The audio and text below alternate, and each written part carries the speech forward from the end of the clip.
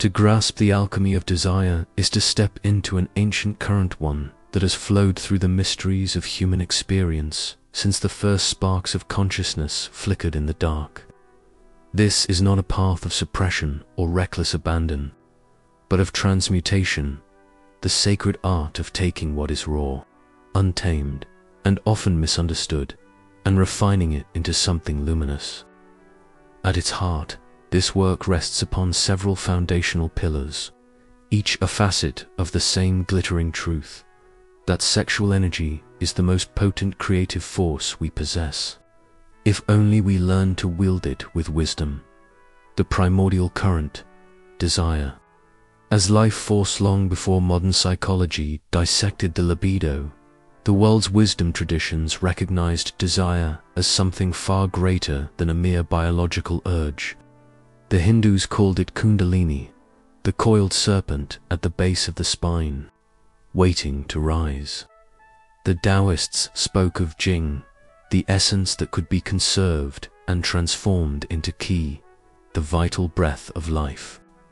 Even the ancient Greeks, with their god, Eros, understood that desire was not just a pull toward flesh, but a cosmic force, the same magnetism that binds atoms and spins planets in their orbits. This is the first and most essential theme. Desire is not only desire, it is the pulse of existence itself, the same energy that drives a seedling through concrete, that fuels the artist's midnight obsession, that turns the gears of ambition and discovery. To dismiss it as mere lust is to mistake an ocean for a raindrop.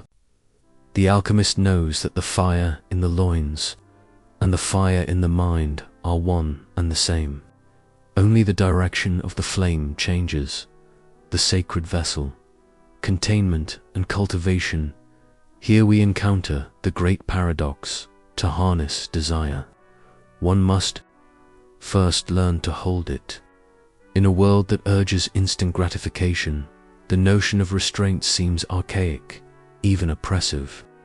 But the alchemical tradition reveals a deeper truth, that power gathers in the spaces between hunger and fulfillment.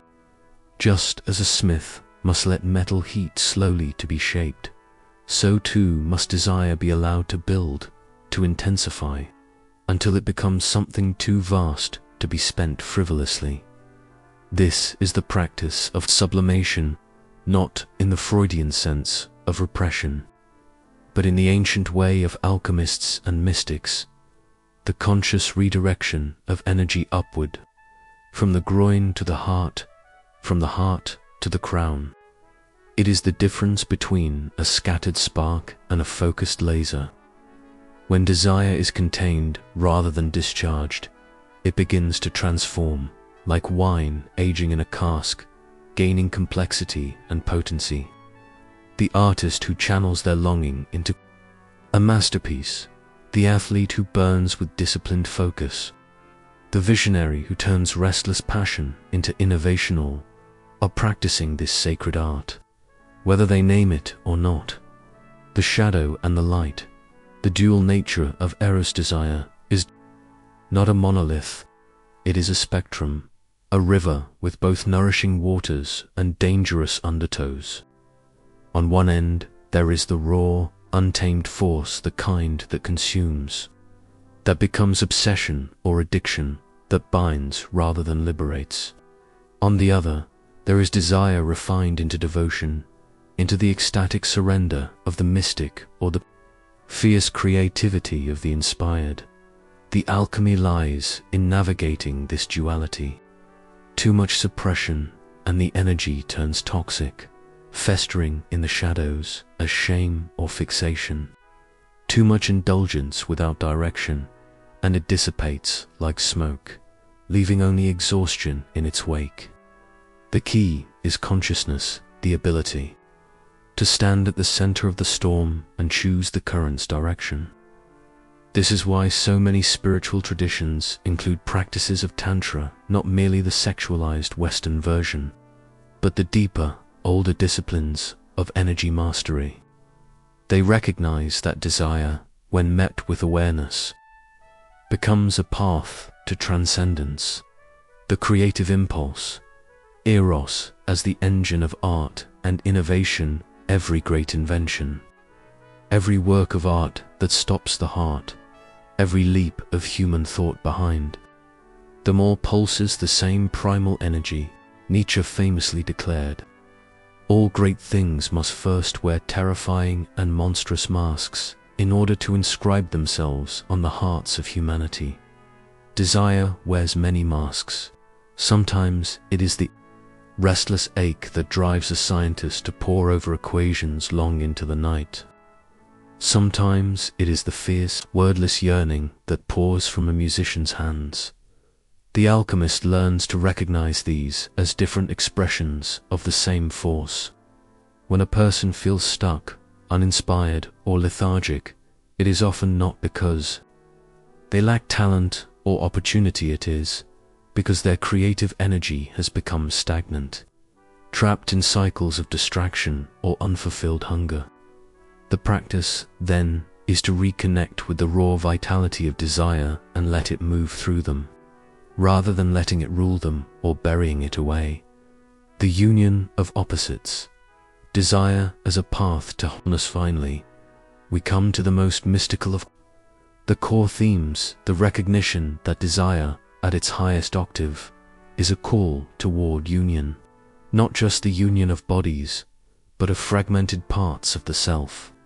In the alchemical marriage of soul and lunar, the sun and moon, the masculine and feminine, principles within each person come into harmony. The fire of desire, when allowed to rise and refine, becomes the light of awareness. This is why so many who walk this path speak of a strange alchemy. The more they learn to work with their energy, the less they seek to take from others, and the more they overflow with a creative generosity.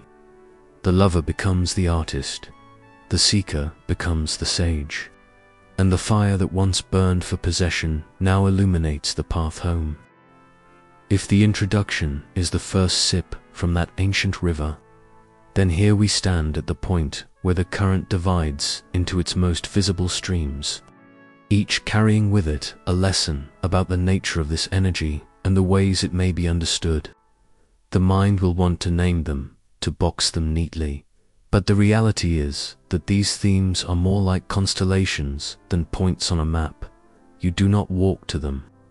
You recognize them when you tilt your gaze in the right direction. At the heart of this work is the understanding that sexual energy is not a separate substance from the rest of life's force, but simply its most concentrated form. It is the molten core beneath the crust of our daily existence, the heat that fuels both our survival and our transcendence. In its most raw state, it manifests as the instinct to unite, to touch, to dissolve the illusion of separation between ourselves and another. This is why it feels so consuming. It is not merely about pleasure. It is about remembrance, about returning to the state where all things were one before the mind drew its boundaries. Yet, as potent as this instinct is, it is not the end point. The body's longing can be the spark, but the true fire is lit when that same energy is invited to climb, to find new expressions beyond the purely physical. One of the guiding concepts here is the notion of the upward current. Imagine this energy as a serpent coiled at the base of the spine, heavy and slow in its resting state. When stirred by attraction, by beauty, by deep connection, it begins to uncoil and rise. In most of us, it reaches only as far as the hips or the belly before it is dispersed, often in release and relaxation. But in those who have learned the art of refinement, the serpent does not dissipate. It climbs further, weaving through the heart, throat, and mind, electrifying each as it passes. This rising is not a denial of physical pleasure, but a deepening of it, for it transforms momentary ecstasy into something that can feed the soul for days, weeks, or years. Another essential theme is integration, the idea that sexual energy must not be treated as an isolated domain of life. Too often, people imagine their desires as something they must manage separately from their work, their creativity, or their spirituality, as though it were a volatile cousin best kept in another room.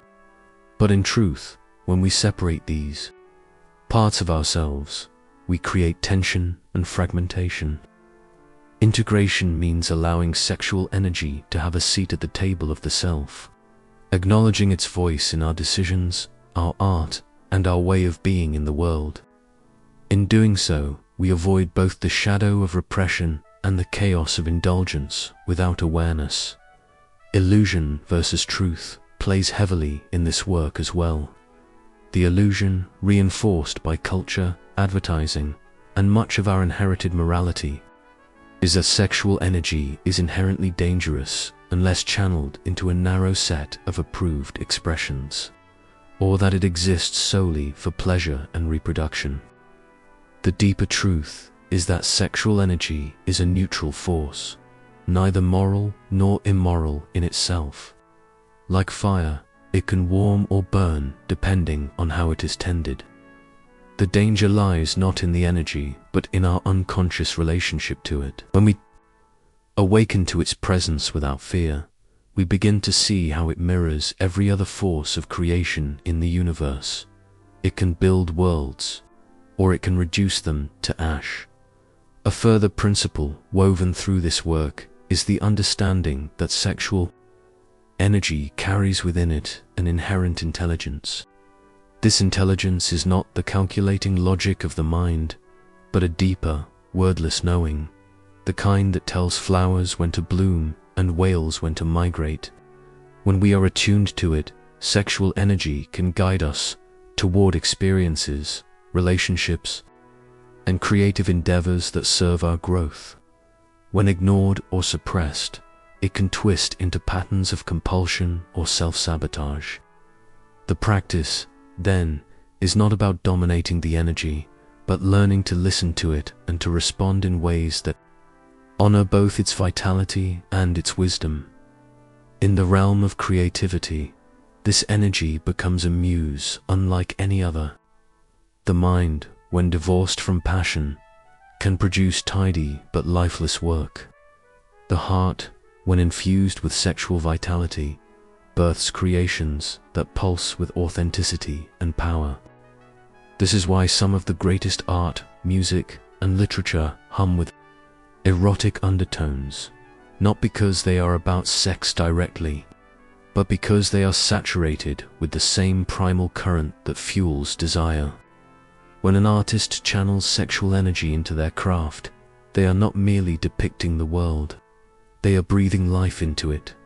Finally, the theme of transmutation, the very heart of alchemy, underlies all the rest. Transmutation is the art of changing the form of a force without losing its essence. In physical alchemy, it was said to be the turning of lead into gold. In the alchemy of desire, it is the transformation of raw longing into something higher, more expansive, more enduring. This is not suppression, nor is it substitution. It is metamorphosis. The caterpillar does not deny its form to become a butterfly. It dissolves into formlessness, trusting the deeper pattern that will reshape it. So too with sexual energy. To transmute it is to allow it to move through the crucible of our inner life until it emerges as creative brilliance, deep compassion, or spiritual insight. Seen together, these core concepts form a kind of map, though not one that leads to a single destination.